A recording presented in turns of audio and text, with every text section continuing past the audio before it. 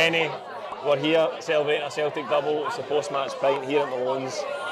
Another chaotic, stressful 90 minutes. So I've seen plenty of those this season, but arguably the best way to win a cup final against your major rivals with a goal in the last minute like that. But my God, they put us through the ringer again, didn't they? I mean, a really memorable outcome to what's became a really excellent season for Celtic.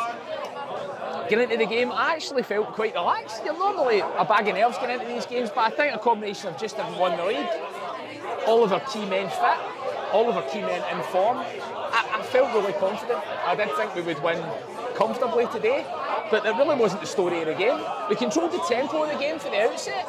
It was obvious. It's almost like Rangers maybe paid us a wee bit too much respect, but controlling the tempo of the game's fine in possession, but all of our creative players, all of them were off form, they were off the mark. Normally in a game like that against Rangers, if you're struggling to sort of penetrate and struggling to create chances, it's because they've pinned down Callum McGregor and they've tactically managed to nullify McGregor and we can't feed our forward players. I don't think they did that. McGregor was breaking the lines relatively freely in the first half, but he was feeding their main men and they were sort of floundering. O'Reilly, who's been in such outrageously good form, was just overhitting his passes.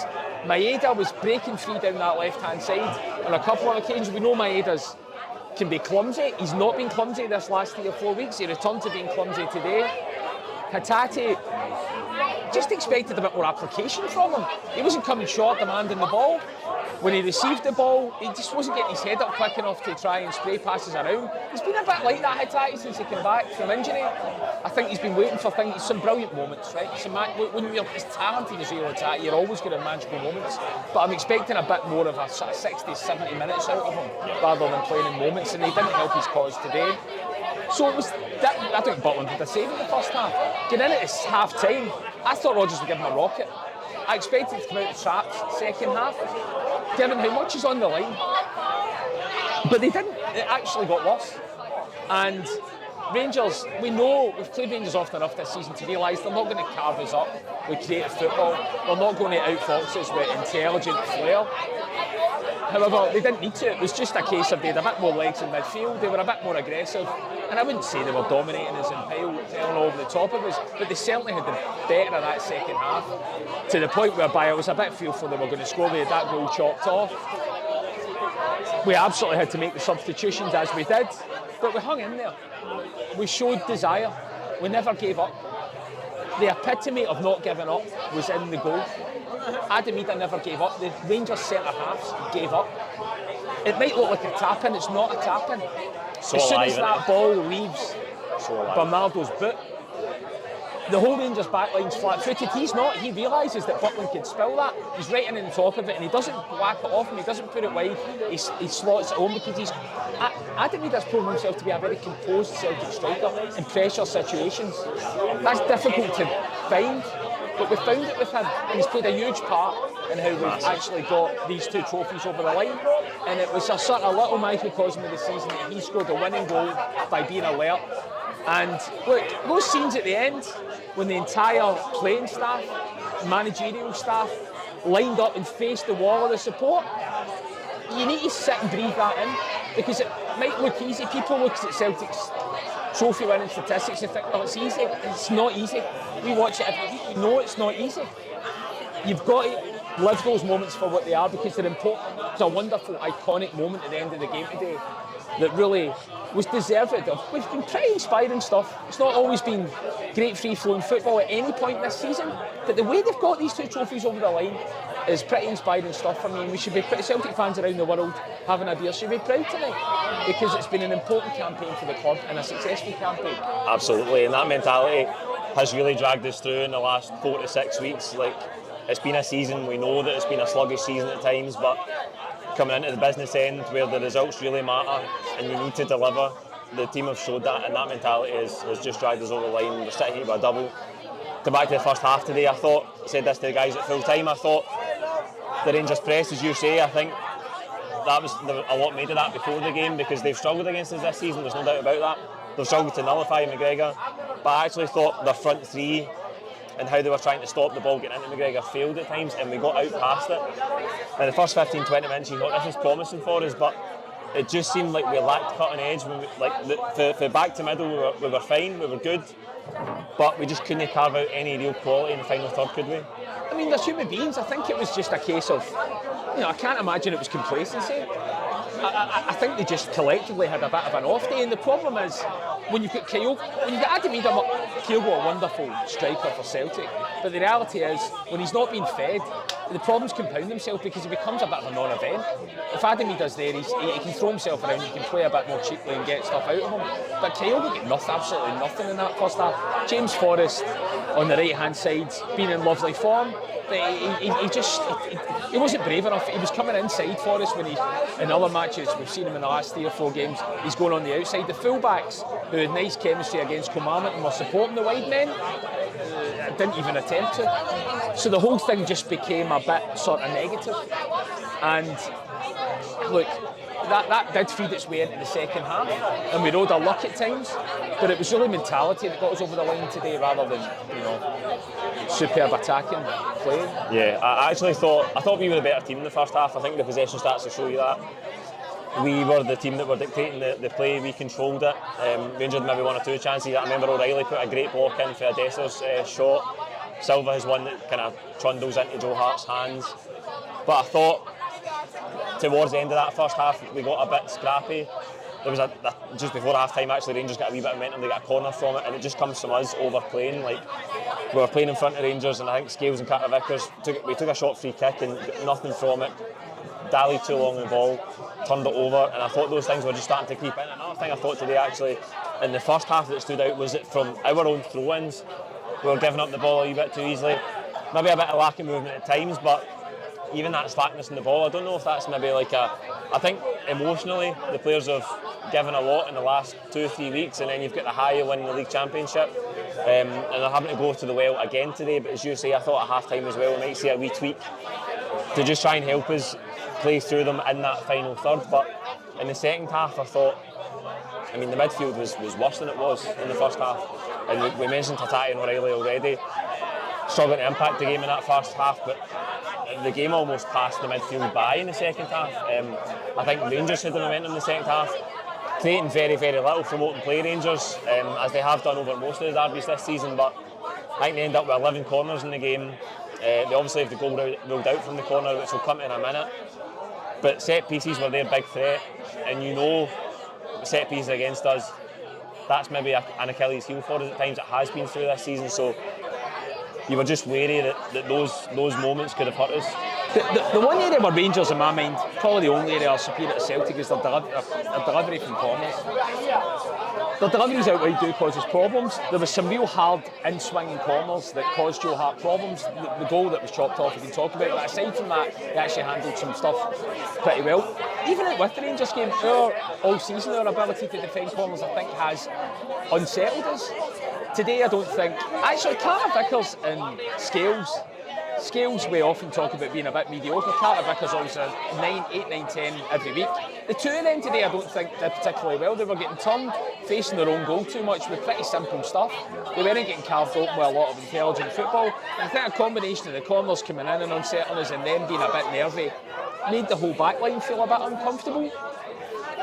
And then when you're looking to your bench to try and change things, we were able to achieve that today. The substitutes were a success, but we don't have a lot of strength and depth in the squad. It's not obvious that you can bring on somebody like Stuart Armstrong that would take, when Brendan Rodgers first tenure, you could bring him on, he would provide a real presence in midfield and you would feel calm about things. We're sort of bringing on subs and hoping, but the subs that come on today made a huge difference. Bernardo, we had a debate just before we sat down here about whether we would sign him for £5 million, and I think that's a reasonable debate. I would err on the side of not doing it, but today, just for that moment, when Raskin tried to wipe him out and he had the bravery to get around him, he got his head up and he fizzed a shot in that wasn't particularly testing, but it's forced an error.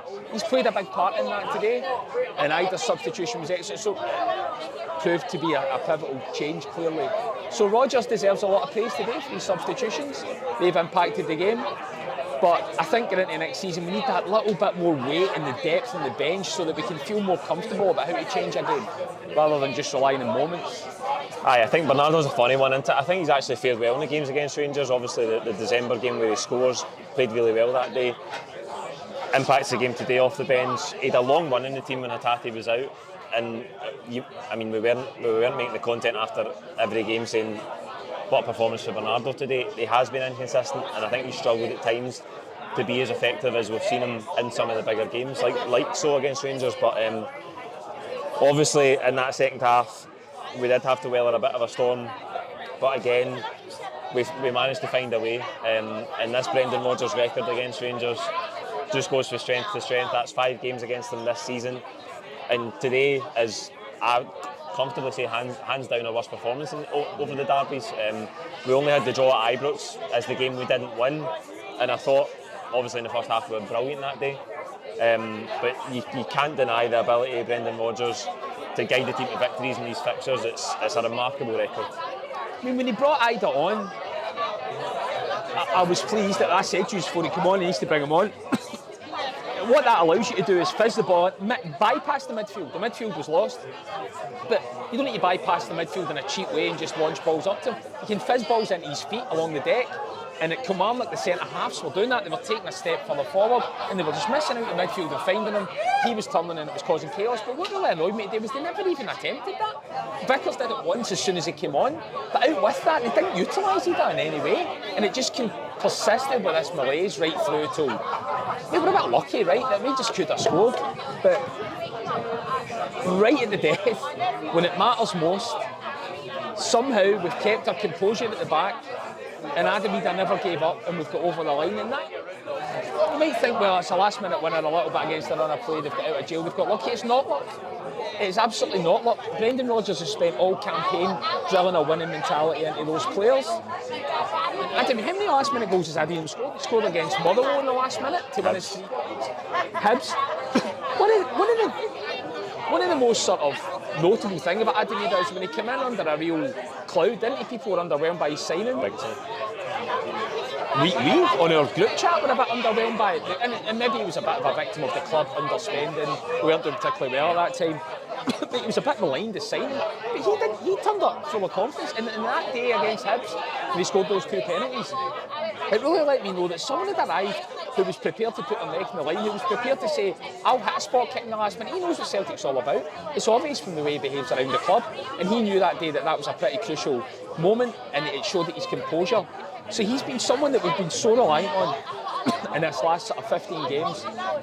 Would I sign him in the summer? I absolutely would sign him in the summer. I don't know what the fee would be, £6-7 million. What do you get for that these days when people are going down south for 30 or 40 that are, don't seem to be world-class players? I'd sign him in a heartbeat, and I think it was a really fitting way actually at the end of the season that he was the one that scored the winning goal. Yeah, and I think he's young, there's development in him.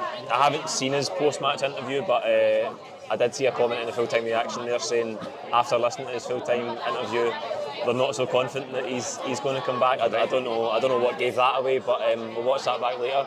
I mentioned the full-time reaction. There was a lot of contentious refereeing decisions, as there always is in these games. We didn't have the chance to watch them back at the full-time reaction. We've literally just left the stadium.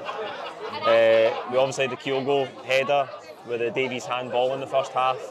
I've only seen a still of that back. At the time, you could tell, even from where we were at the halfway line, that it definitely hit his hand. A very, very short VAR check, and then we have the big one where the Rangers goal by Seema at the back post to the corner ruled out as well. I mean, the Davies handball, it hits him at point blank range. I think there was need to change, right? I don't think he's not even looking at the ball. I actually don't think he's trying to block the ball going into the box. The reality is though, his arm is outstretched. It's not in a natural position, and we have both won and suffered penalties this season for things that are far less obvious than that. At Tynecastle. Being the most notable. I mean, the reason VAR's trying to get voted out down south is for those incidents, right? But forget all that. It's a cup final. Those are the laws of the game, whether you like them or not. It should have been a penalty. I believe it stopped the ball going it stopped the ball going beyond Davies and into towards the target. Celtic player. It was actually going to be a crossbar that Celtic was going to come in and meet. So I think that definitely should have been a penalty, albeit the rules are just harsh in that situation. The corner that was chopped off Probably it was a little bit more subtle than I thought. In the stadium, I thought Hart's been launched forward there. The reality is, it's not like Raskin threw him into a post or did something really sort of. But he's trying to be cute, right? That happens all the time in the box. People try and be cute, try and put centre halves up, try and do strikers up, and he's just not done it subtly enough. I think it definitely met the threshold to be chalked off. That might be a really obvious thing for listening to Celtic fans TV, so you say. Yeah. But of course, people think that. It was nice to see a yellow card getting rescinded. I thought it was pretty good refereeing. Aye. You know, it would have been a bit of a shame in Hart's last ever professional match, given his career he's had, that, you know, we went down because he was pushed and then he ultimately got booked. And so, correct decision. Brilliant to see Joe Hart keep a clean sheet as well after the stick he took for the Rangers fans at that goal before it got ruled out. I think, having seen it back, I don't think there's any reason for Raskin to push him, is there? I think if he doesn't push him, the ball might end up getting into that area and Seema might score anyway. I think if a Celtic player did that, you'd be fuming at him, because you think, why have you even put your hands on the goalkeeper and went in a pushing motion to give the referee a decision maker? A push is a foul, right? You can jostle, it's not a foul. If you push somebody, it's a foul. It's as simple as that. Particularly in that area, it's very sensitive for a goalkeeper trying to hit those in-swinging balls. A short push can ruin his ability, his chance to get it. So it's clear to me it was a penalty. Yeah. And the goal, I suppose we've touched on it already, but I think in the second half, the thing we didn't have enough of when the ball went into midfield at times. In fact, I've said already, the ball missed out the Celtic midfield for most of that second half. There's a couple of times where we had regained possession in our third. Johnston did it, I think O'Reilly did it, Kuhn did it as well, where they've just gotten the ball turned and just hooked a ball down the channel for Adam Idah to chase. Most of them are wayward, most of them were just giving up possession for Rangers to come forward with another direct ball. But Bernardo, to his credit, as you say, rides the challenge of Raskin, but he shows the courage to take the ball, drive forward with it, and he hits a shot. We didn't test Jack Butland very much today at all. But he shows the courage and the quality to drive into that dangerous area, hit the shot, and then, as you say, Idah's alive. But that was big for Bernardo, because we didn't get a lot out of the go-through midfield players, as you've said already. That was a key moment for Bernardo. Well, I mean, Neil attack, he was basically a dead jersey. We were talking about bringing Bernardo on when we came in the game. Bernardo, he's a bit of an enigma, because he does have great quality. He scored a brilliant volley against Rangers. There was a spell around about Christmas where we're up to Dens Park, we went to St Mirren, and he was showing real artistry and starting to grow in stature, and you thought, at that point I thought we do actually need to sign this player, because he's just got raw talent that is worth £3 or £4 million or whatever we'd need to play to Benfica for him. But then I think he's been in the team often enough where he's just had reasonably long spells of being ineffective that makes you question whether he's quite got the mindset to be a Celtic player. But he came on and did a real shift today. It wasn't just his contribution for the goal. Towards the end, when we were trying to kill the clock, he was putting himself about and using the ball pretty well. Those are horrible moments at the end of a game. If you get somebody who stands up and is prepared to do that, then there's a real value to that. So he's put himself in the mix maybe for a signing. I'm still unsure. On balance at the moment, I would say no. But he's played it, you know, he's worth his medal this season, Bernardo. Yeah, absolutely. I think obviously when the goal goes in, it's absolute pandemonium.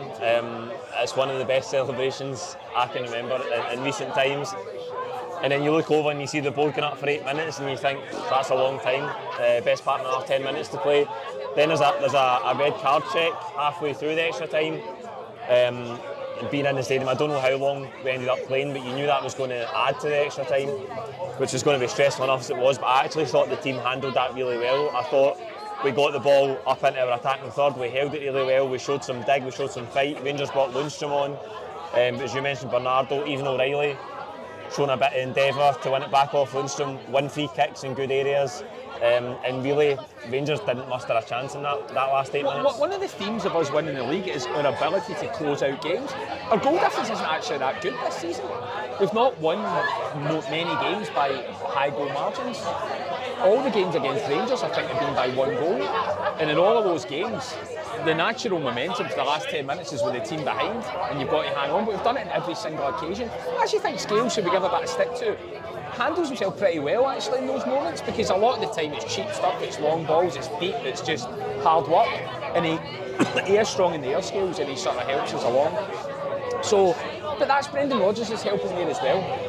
We lost one late goal against Motherwell, we dropped 2 points, but I can't really think of any other. When you think of the when you think the sheer volume of times we've been under the cosh getting into the last few minutes, that's Brendan Rodgers instilled a real steel there to get that over the line.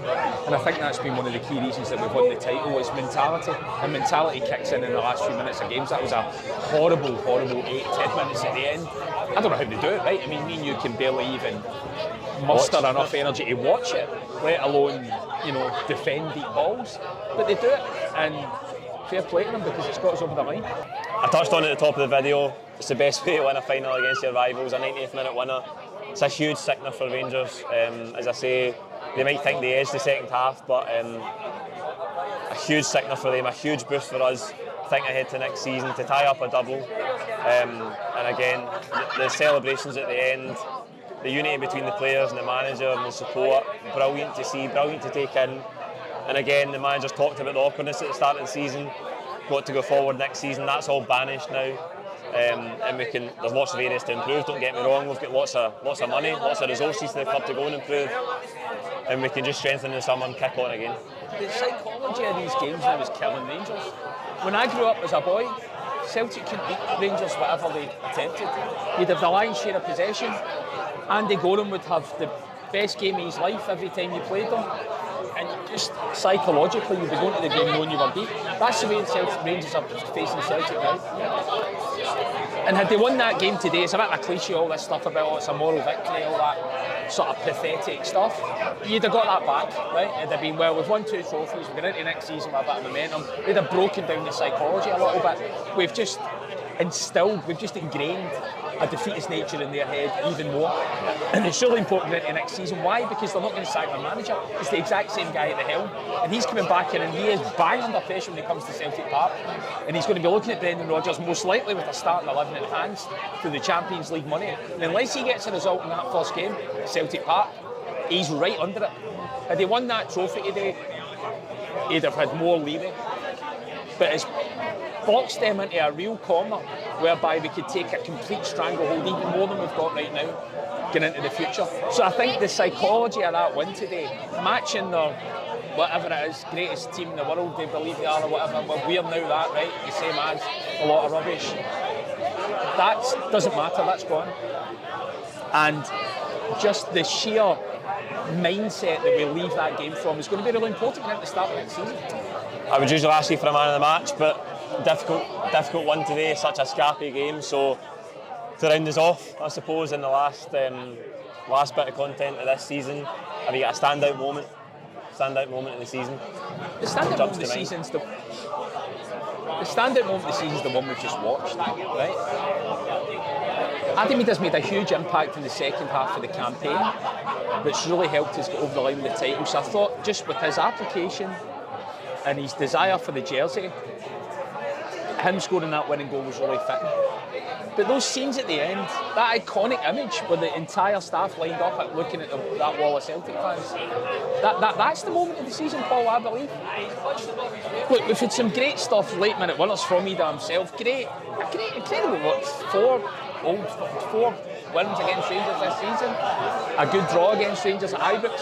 It's been littered with magical moments, but that was the most magical one, I believe, at the end. And we get into next season we've just got to stretch our legs next season. It would be criminal if we go into next season again taking punts at players from obscure areas of the world on 2 or 3 million quid.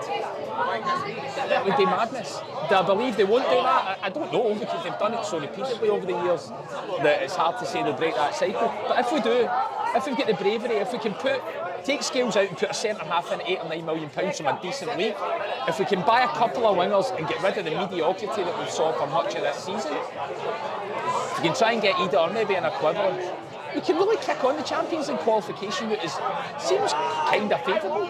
If you're in the top 24 out of 36, you get another shot at another couple of games. All that should favour Celtic, because we can beat teams around like one-off games. It must not be on us to muster some points in the Champions League. So it's a really exciting time for the club, whereby we need to move up our level. we could stay at the same level and win the league next season, and it would be great, and we'd be sat here with a beer this time next year. But what we want to be doing is sitting here this time next year, having made a bit more of a mark in Europe, knowing with Heart of Hearts we're watching a level of football that is above the one that we're watching today. And we've got all the opportunity to do that now. Everything's in front of us to allow us to do it. We've got a great manager in charge, we've got all the resources, we've got a core of players that can do it. We don't need a rebuild, we just need to refine it. All of those ingredients aren't always there, but they're there right now. And they're there right now against their only realistic opponent for any trophies that is more or less faced with a complete rebuild, no money, and a manager that's under pressure. So let's go and stamp our authority all over the country again, but let's do it with a bit more style next season and do it in a level whereby we feel even prouder than we do now. Brilliant. What a way to finish the season. That's it for the post-match pint. Enjoy your night wherever you are in the world. Up the Celts.